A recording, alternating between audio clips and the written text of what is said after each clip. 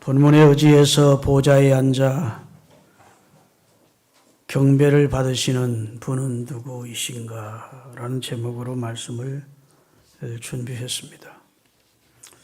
시브리서는 당시 유대교인이었거나 유대교인, 지금도 현재 유대교인이었던 사람들을 향해서 예수 그리스도가 어떤 분인지를 소개하기 위해서 기록된 책이고, 믿음 생활하다가 흔들리고 있는 정치적인 핍박과 종교적인 핍박 속에서 믿음 생활하기가 힘들다고 느끼면서 흔들리고 있는 당시 초대 교인들에게 그리스도는 얼마나 탁월하시고 위대하시는 분인지를 알고 믿음의 주 되신 예수님을 붙들고 신앙생활을 끝까지 잘할 것을 독려하기 위해서 기록된 책이 히브리서입니다.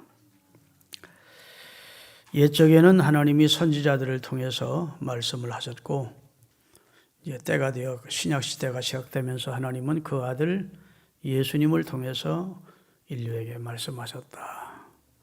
그 예수님은 만물을 상속자시고 그리고 창조자시다. 그로 말미암아 세상의 지음을 받았다.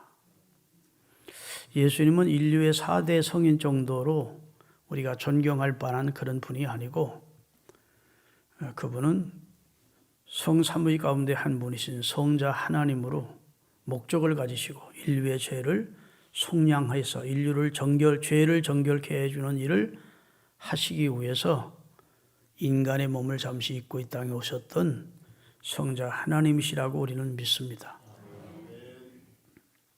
예수님은 훌륭한 분이죠.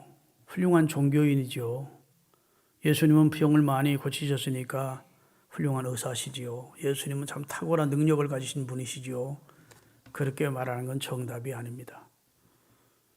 예수님은 누구시냐? 우리가 신앙 고백을 하듯이 우리 주 예수 그리스도를 믿는다 했는데, 천지와 만물을 창조하신 하나님을 아버지로 믿고, 두 번째 그 외아들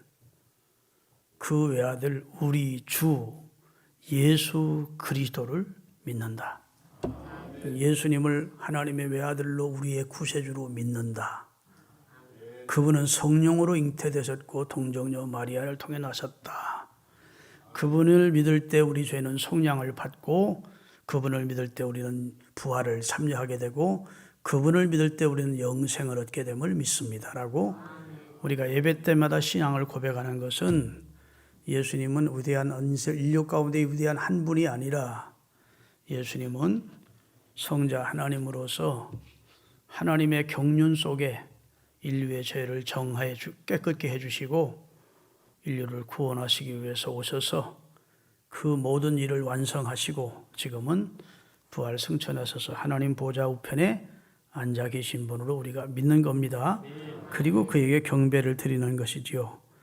그래서 히브리서 1장 3절을 다시 띄워주시기 바랍니다. 이는 하나님의 영광의 이는 누굴까요? 예수님은 하나님의 영광을 나타내는 광채시고 그 하나님 본체의 형상으로 우리 가운데 나타났던 분이다. 그리고 그의 능력의 말씀으로 지금도 만물을 붙드시고 계시다. 만물을 지탱하고 계시다. 우주 삼라만상, 우주의 모든 혹성들과 해와 달, 별 수많은 혹성들과 우주의 삼라만상과 우리 개인까지도 하나님은 능력의 말씀으로 붙들고 보존하시고 지탱하시고 계신 분이시다.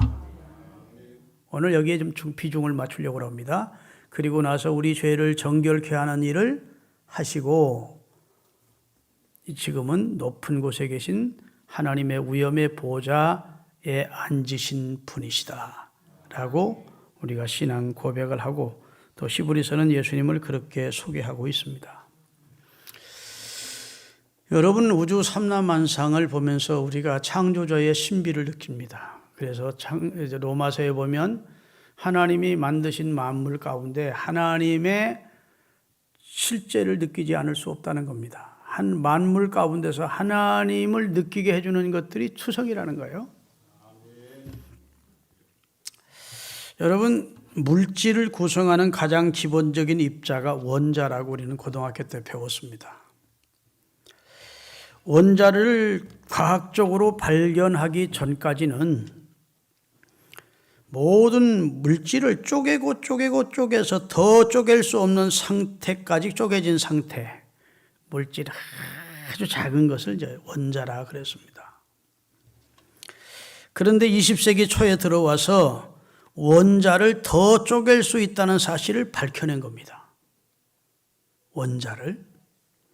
그래서 이 원자 속에 원자를 주변으로 해서 전자가 감싸고 있고, 전기라고 하는 전자가 감싸고 있고, 그 원자 속에 핵이 있는데 핵 안에 중성자가 있고 양성자가 있더라는 겁니다. 근데 그 중성자와 양성자가 있는데 그것이 분열을 일으키지 않는 것은 중성자의 역할 때문이라는 겁니다.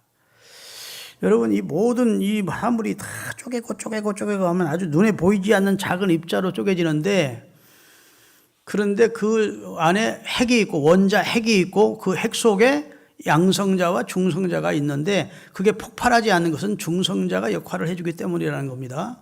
그리고 그 원자를 주변은 전기라고 하는 전자가 돌고 있다는 겁니다. 감싸고 있다는 거예요. 그런데 이제 과학자들이 연구를 거듭하다 보니까 원자 핵과 또 다른 소립자들을 열심히 연구하다 보니까 원자 핵이 두 개로 분리가 될 수 있고 분열되더라는 겁니다. 계속. 그리고 또 그것이 또 분열되고 해서 엄청난 분열을 이루면서 열을 발생시키더라는 것입니다. 하나의 원자 핵이 더 가벼운 원자 핵으로 나누어지면서 에너지가 방출되는 거예요. 막 폭발적으로 둘에서 넷에서 8로 막 폭발이 되는 겁니다. 그러면서 에너지, 곧 힘이, 열기가 방출이 되는 것입니다. 이 힘을 원자력이라고 그래요. 여러분, 이게 핵 분열이 일어나더란 말이죠. 한마디로 핵 분열이 일어나는데 보통 우라늄 1kg에 얼마나 강력한 힘이 있느냐, 거기 원자 핵을 가지고 그 양성자를 모아서 한꺼번에 폭발을 시키면 그것이 핵 분열을 일으키면서 열을 발생하는데, 그것이 우라늄 1kg에서 나오는 원자 핵을 가지고 석탄 30만 톤의 힘이 나온다는 겁니다. 다이나마이트 300톤의 능력이 나온다는 겁니다. 석유 수십만 드럼이 힘이 나온다는 겁니다. 그리고 원자력, 그것을 폭탄으로 만들면 그것이 수많은 사람을 살상하게 되는 겁니다. 핵 분열이 일어나면서.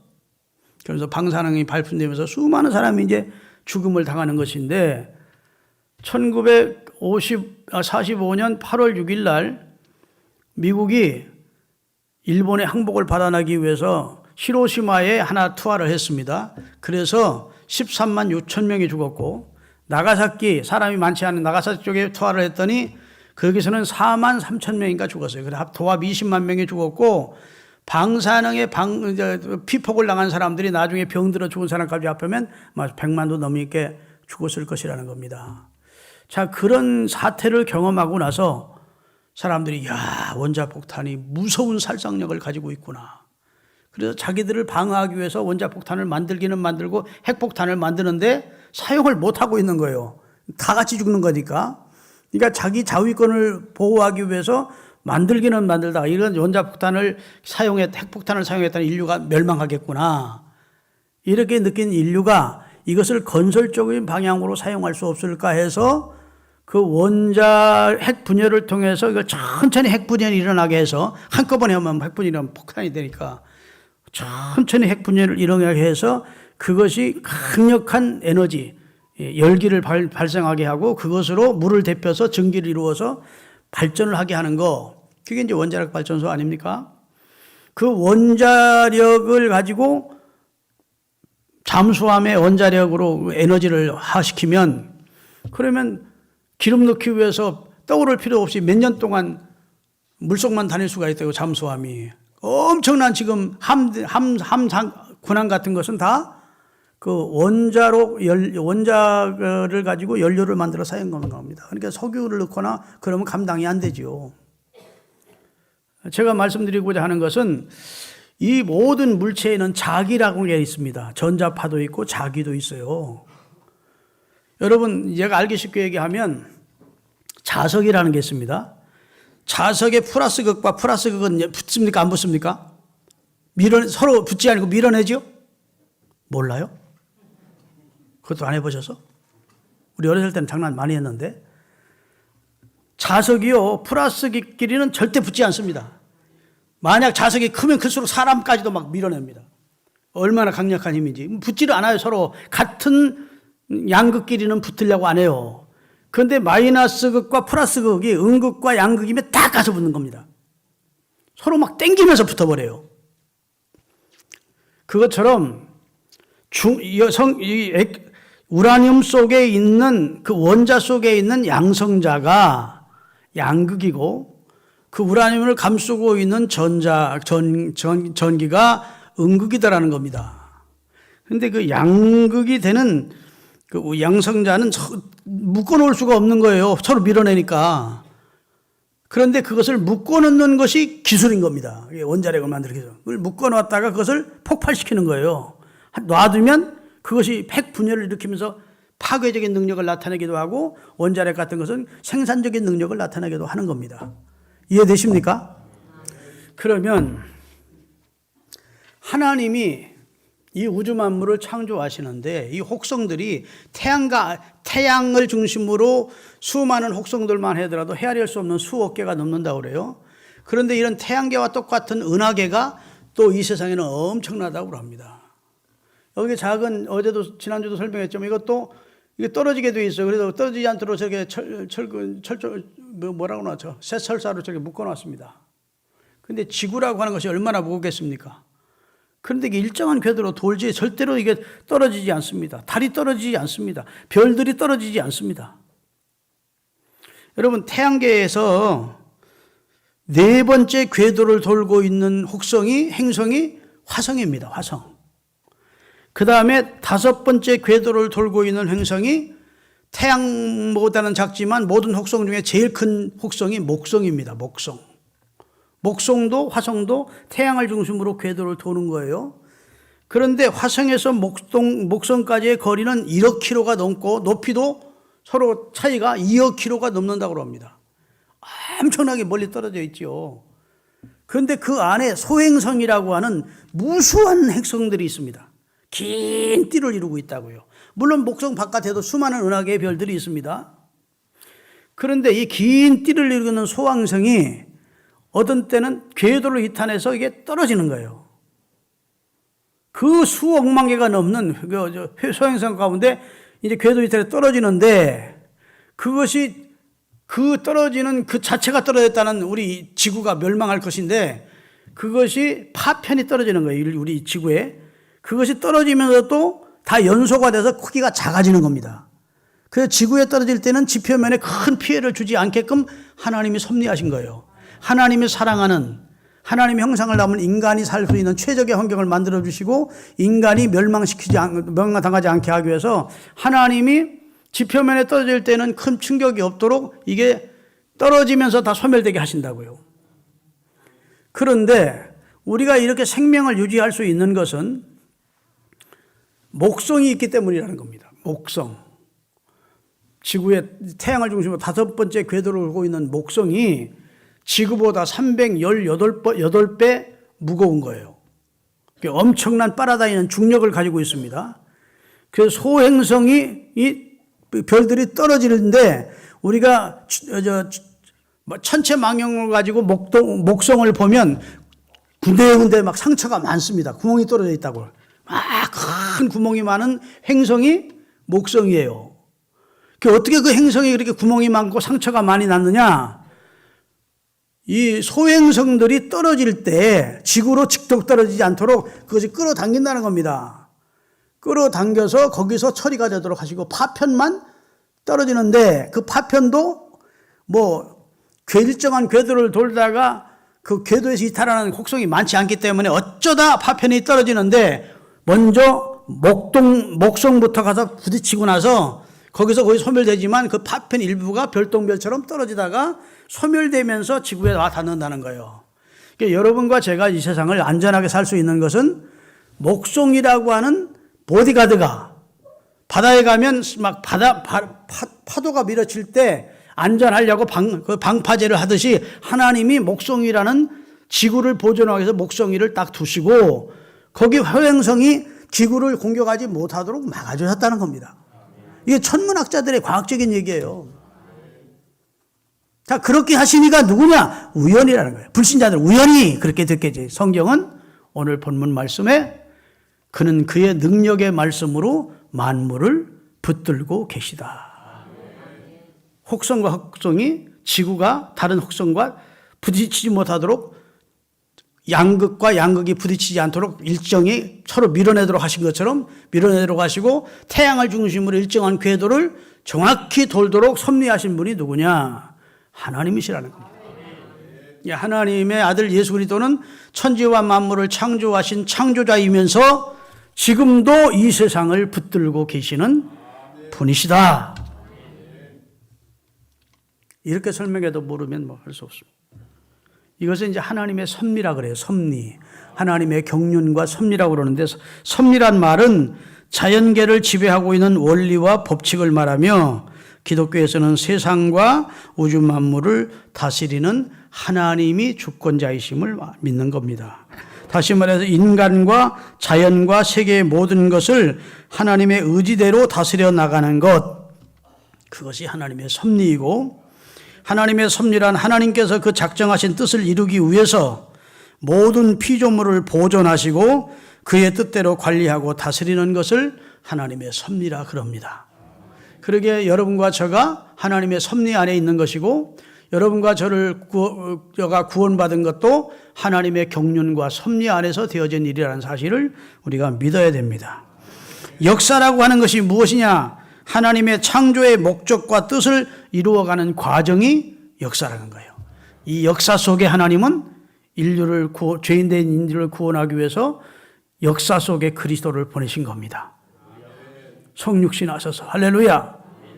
인간의 몸을 입고 오시도록 하셨고 그리고 우리 죄를 정결케 하는 일을 하기 위하여 대속의 속죄의 제물이 되어주셨고 이 일을 완성하신 다음 하나님은 지금 그가 하나님 보좌 우편에 앉도록 역사하셨다는 사실을 믿으시기를 주의 이름으로 축원합니다.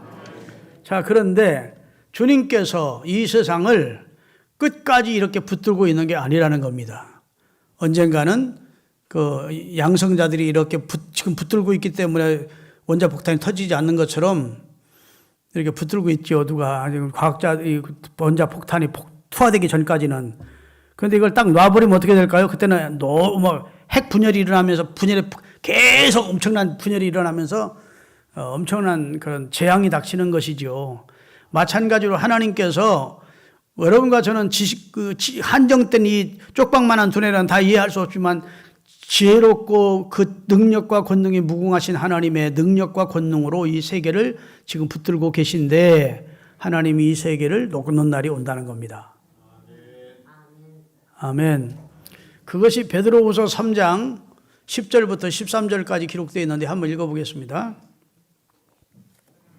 다 같이 그러나 주의 날이 도적같이 오리니 그날에는 하늘이 큰 소리로 떠나가고 모든 이 체질이 뜨거운 불에 풀어지고 땅과 그 중에 있는 모든 일이 다 막 땅이 다 뒤집어 올라온다는 겁니다. 드러나리로다. 이 모든 것이 이렇게 풀어지리니 너희가 어떠한 사람이 되어야 마땅하겠느냐 생각해봐라.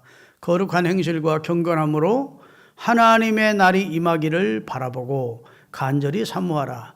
그날에는 하늘이 불에 타서 풀어지고 체질이 뜨거운 불에 녹여지려니와 우리는 그의 약속대로 의에 거하는 바 하나님이 우리를 위해 준비한 새하늘과 새 땅을 바라보게 될 것이다. 요한계시록 6장입니다.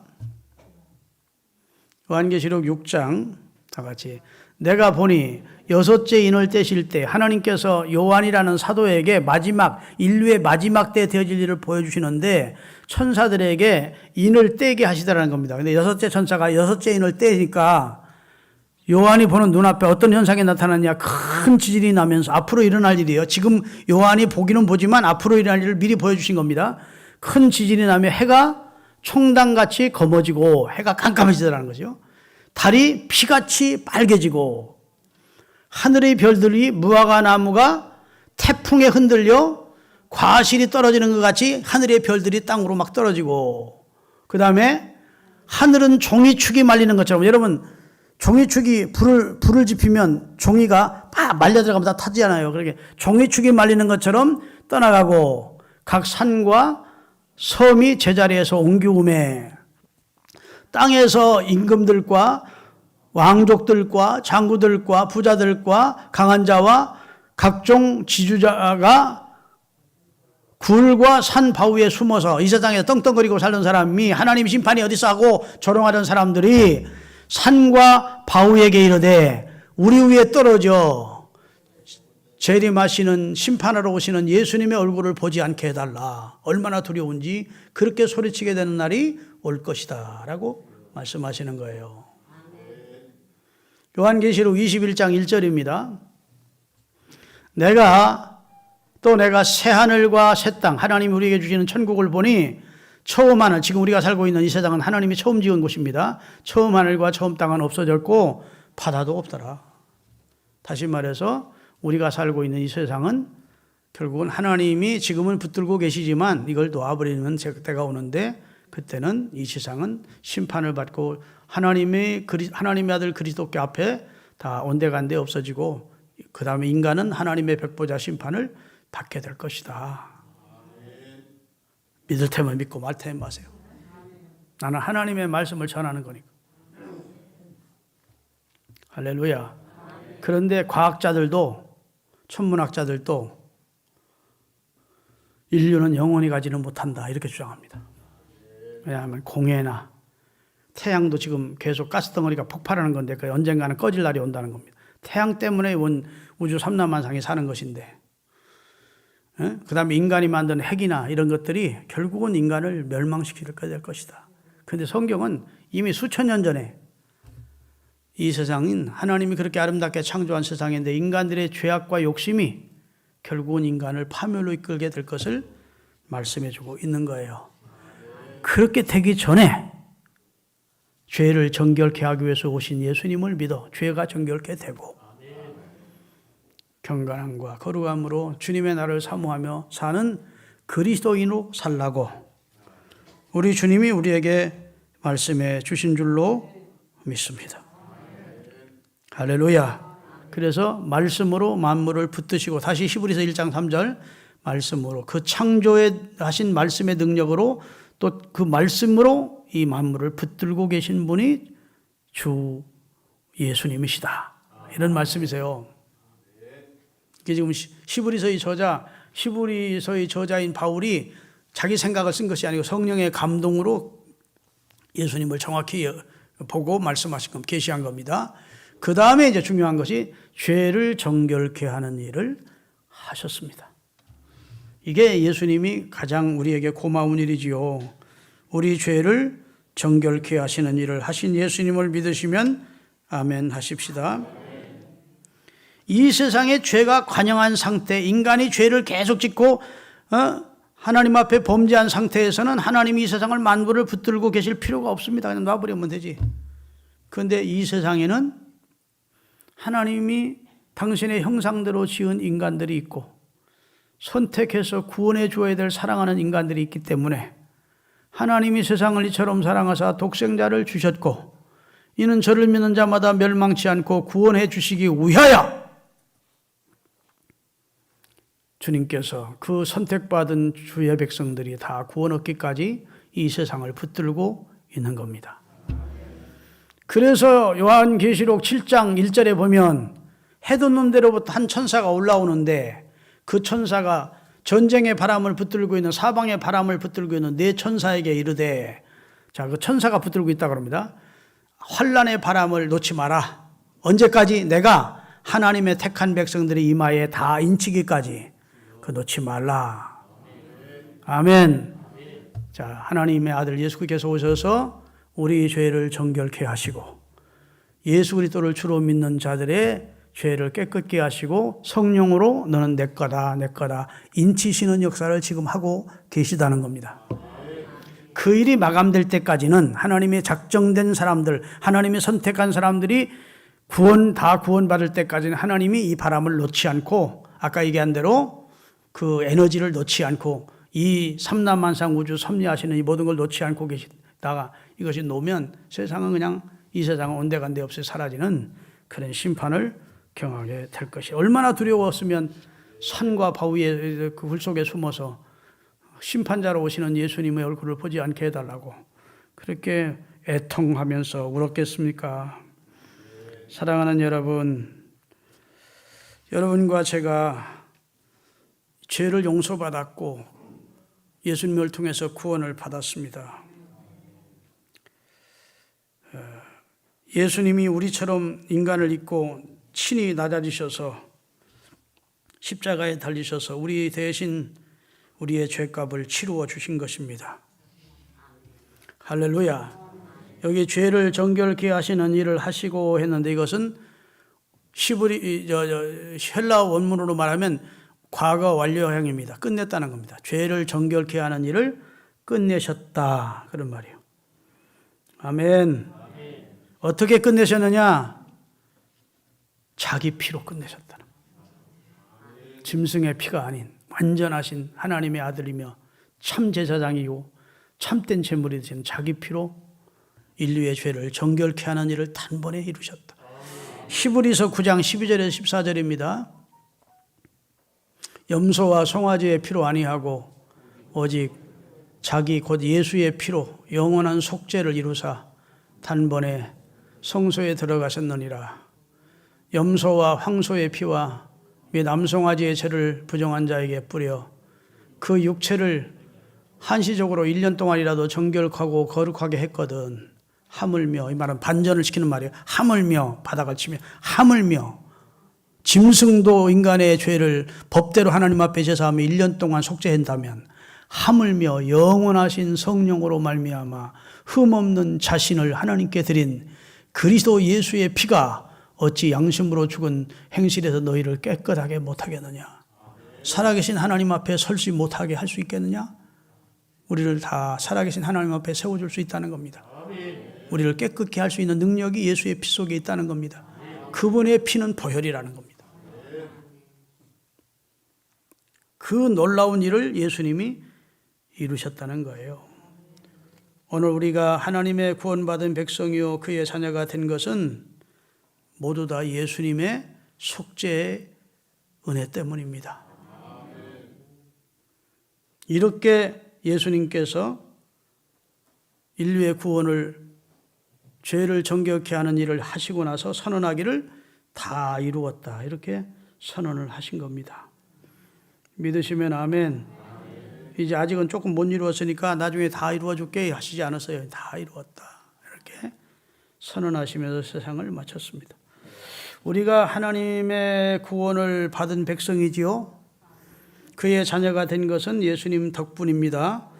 그런데 이렇게 이루어진 구원, 이미 내가 여느 날 예수님을 구주로 영접하고 내 죄 때문에 예수님이 죽었다는 사실을 믿고 예수님을 구주로 받아들였습니다.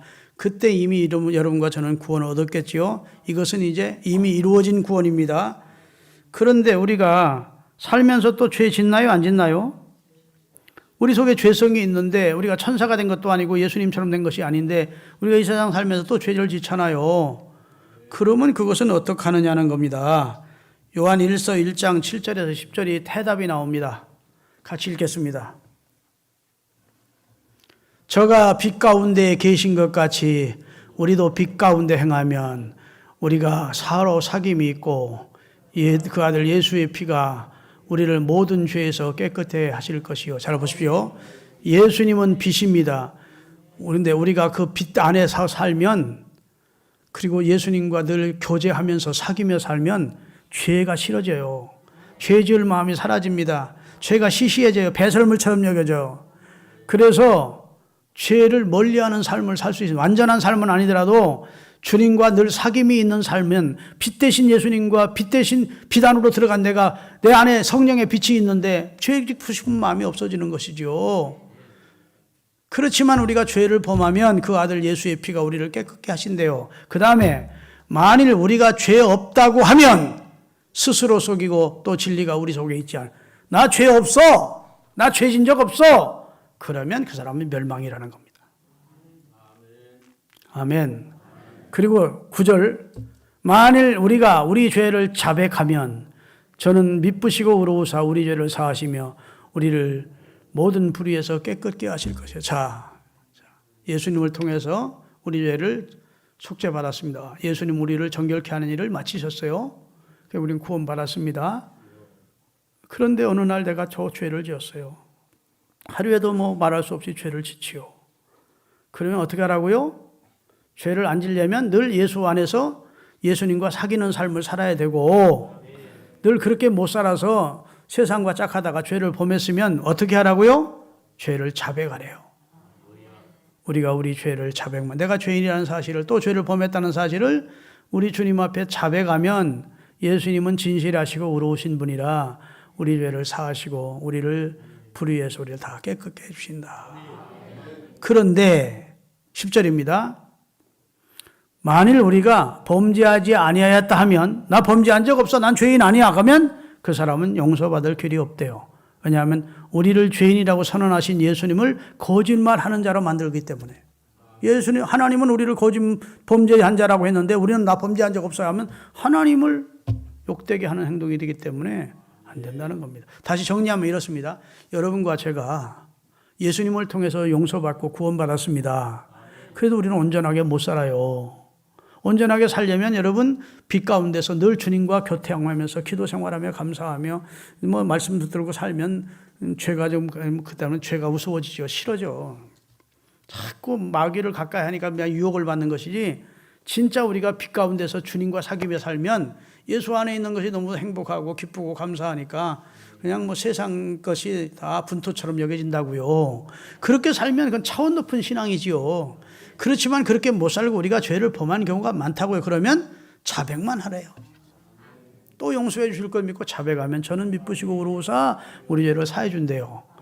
자백해놓고도 나 용서 못 받은 것 같아. 그게 불신앙이에요. 자백했으면 하나님이 내 죄를 사해 주셨음을 믿고 죄책에서 여러분 노임 받으시기를 예수 그리스도의 이름으로 축원합니다. 할렐루야. 그리고 지금은 예수님은 인류를 정결케 하는, 죄를 정결케 하는 일을 마치시고 하나님 보좌 우편에 앉으셨대요. 자, 이 앉으셨다는 걸 왜 성경에서 강조하는 겁니까? 히브리서 8장 1절입니다. 히브리서 8장 1절, 이제 하는 말의 중요한 것은 이러한 대제사장이 우리에게 있는 것이라, 이게 예수님이 있는 것이라 그 말이에요. 그가 하늘에서 위엄의 보좌 우편에 앉으셨으니 이렇게 돼 있어요. 왜 자꾸 앉으셨다는 말을 강조합니까? 이것은 사역을 마감하셨다는 뜻입니다. 여러분, 제사장들이 일을 할 때에는 성막에서 일을 합니다.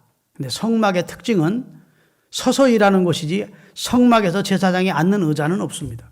하나님이 성막을 제시하시면서 떡상, 분향단, 등대, 지성소 다 주시면서 앉아서 피곤하면 쉬라고 성막 안에다가 의자를 만들라 하지 않으셨습니다. 그래서 일단 제사장이 성막 안으로 들어가면 서서 하나님을 섬기고 헌신하고 봉사하다가 사역을 마친 다음에 나와서 앉는 겁니다. 예수님이 앉으셨다는 것을 말씀하시는 것은 예수님이 이 세상에 오신 목적과 인류의 죄를 정결케 하는 일을 이제 다 마감하시고 하나님 보좌 우편에서 앉아 계시다. 그리고 천천만만의 천군 천사와 구원받은 성도들에게 찬양과 경배를 받고 계신 분이다. 그런 예수님이 어떻게 천사와 비교가 된다고 생각하느냐고 묻는 겁니다. 자, 그래서 오늘 본문 4절입니다. 그가 천사보다 얼만큼, 여기 번역이 잘못됐는데 제 성경에는 훨씬 뛰어나면 그렇게 돼 있어요. 크레이트톤이라고 하는 히브리어인데 그게 탁월하게 뛰어나다 그런 뜻입니다. 그러니까 천사보다 탁월하게 뛰어나신 분이라는 거예요. 뛰어나는 저희보다 더욱 아름다운 이름을 기업으로 얻으셨다. 천사는 아들이라는 말을 못 들었다는 겁니다. 하나님이 언제 천사 보고 너는 내 아들이라고 한 적이 있느냐는 거예요. 할렐루야. 예수님은 하나님으로부터 아름다운 이름을 얻었대. 아들이라는 거예요. 이는 내 사랑하는 아들이요 내 기뻐하는 자다. 그는 내게 아들이 되고 나는 그의 아버지가 되리라. 언제 하나님이 천사에게, 그 많은 천사에게 어느 중 그 천사 중 하나에게라도 너는 내 아들이라고 한 적이 있느냐? 아들이라는 거룩하고 영광스러운 하나님의 아들이라는 이름은 예수님밖에 받은 적이 없다. 따라합시다. 예수님의 이름은 뛰어난 이름입니다. 누구든지 예수 이름을 부르는 자는 구원을 얻을 것이래. 구원을 주시는 이름입니다. 저가 자기 백성을 저희 죄에서 구원할 자라는 이름입니다. 하나님이 그와 함께 하시다는 이름입니다. 할렐루야. 그런 거룩하고 존귀한 뛰어나고 그리고 복되신 이름을 가지신 분, 그분이 예수님이라는 겁니다. 천사와 예수님은 비교가 안 되네. 천사는 종이고 예수님이 부리는 종이래요. 오늘 계속 읽으면 그런 내용입니다. 그 다음에 더 나아가서는 예수님을 통해서 구원받은 우리 성도들을 섬기라고 하나님이 천사를 지어놓으셨대요. 자, 14절입니다. 오늘 본문 14절. 모든 천사들은 예수님이 부리는 영으로 구원 얻을 후사들을 위하여 섬기라고, 구원 얻을 앞으로 우리 구원 얻을 우리가 우리를 말합니다. 구원 우리를 섬기라고 하나님이 이 땅에 보내신 분이다. 그런데 이스라엘 사람들은, 당시 유대인들은 천사를 숭배했어요. 천사가 대단한 존재라고 생각했어요. 중세 교회까지도 그랬습니다. 그래서 천주교에서는 지금도 천사 숭배하는 그런 의미가 있습니다. 근데 천사는, 유대인들이 왜 천사를 귀하게 보았느냐 하면 하나님의 율법을 천사를 통해서 모세가 받았다 해서 하나님의 율법을 하나님을 통해서 천사가 받아서 모세에게 전달한 자가 그렇게 주장을 하는 겁니다. 그러면 여러분, 천사는 오늘 예수님이 부리시는 영이시래요. 그를 섬기는 영이래요. 이 땅에 계실 때도 예수님을 섬겼습니다. 예수님이 시험 받으실 때에도 세 번째 시험 후에 천사가 와서 수종 돌더라, 힘을 돕더라 그랬어요. 믿습니까? 겟세마네 동산에서 예수님 십자가 앞에 기도할 때에도 천사가 와서 예수님께 힘을 도왔다 이렇게 되어 있어요. 예수님을 도와주는, 예수님이 부르시는 종이지 어찌 조물주와 피조물이, 창조한 자와 피조물이 같을 수 있겠느냐는 겁니다. 경배를 받는 이와 경배를 하는 이가 어떻게 같을 수 있느냐는 겁니다. 주인과 종이 어떻게 같을 수 있느냐는 거예요. 그 논리를 펴면서 유대인들이 천사를 숭배하는 것을 지금 잘못하고 있다는 겁니다. 유대인들은 예수님도 천사 중에 한 분이라고 믿는 겁니다. 예수님을 인정하는 사람들 가운데는 그런 천사 중에 한 특별한 사명을 가지고 이 세상에 온 분이라고 인정하는 사람들도 있었다고요. 그게 아니라는 겁니다. 예수님은 하나님이 너는 내 아들이라 했고 그 아들이라는 귀한 이름을 부여받은 자고, 할렐루야, 천지와 만물을 창조한 자고 이 세상을 앞으로 이어받을 상속자이고 이 세상을 만물을 붙들고 계시는 분이고 천사를 부리시는 분이고 우리 죄를 정결케 하신 분이고 지금은 하나님과 동등된 위치에 앉아 계시는 경배와 찬양을 받으실 분이다. 아이고 목사님 머리 아프네요. 그렇게 생각하지 말고 한마디로 정리하면 예수님은 여러분과 저의 참 신앙의 대상이고 우리 믿음의 주가 되시고 우리를 온전케 하셔서 우리에게 영원한 구원을 주신 고마우신 분이고 그분이 인간을 입으셨다고 해서 우리와 비슷한 존재로 생각하면 안 된다는 겁니다. 그는 뛰어나신 창조주시고 만물을 섭리하시고 보존하시는 분이시고 결정적으로는 심판자로 오시는 분이시니까 우리는 예수님께 경배와 찬양을 드리며 살아요. 할렐루야. 내 사랑하는 그 이름 예수, 복된 예수. 아멘. 예수님 사랑하고 예수님 경배하고 예수님 말씀에 순종하며 사는 믿음의 주 되시고 온전하신 예수님을 삶의 목표로 정하고 사는 우리 모두가 될 수 있기를 바랍니다. 오직하면 골로새서 2장에 그 안에는 모든 지식과 그 다음에 지혜와 보화가 다 들어있다. 나라와 권세와 영광이 그의 손에 있다. 이렇게 해서요. 기도하시겠습니다.